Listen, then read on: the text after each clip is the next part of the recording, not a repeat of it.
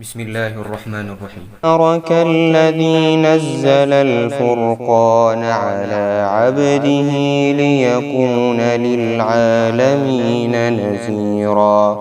الذي له ملك السماوات والأرض ولم يتخذ ولدا ولم يكن له شريك في الملك وخلق كل شيء فقدره تقديرا.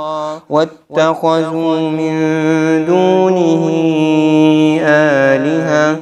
آلهة لا يخلقون شيئا وهم يخلقون ولا يملكون لأنفسهم ضرا ولا نفعا ولا يملكون موتا ولا حياة ولا نشورا.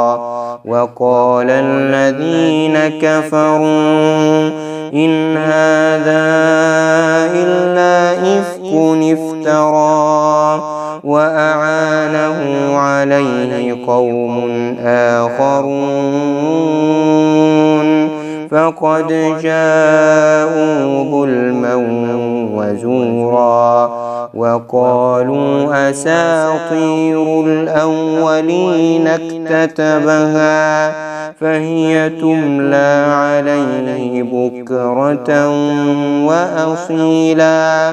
قل أنزله الذي يعلم السر في السماوات والأرض إنه كان غفورا رحيما.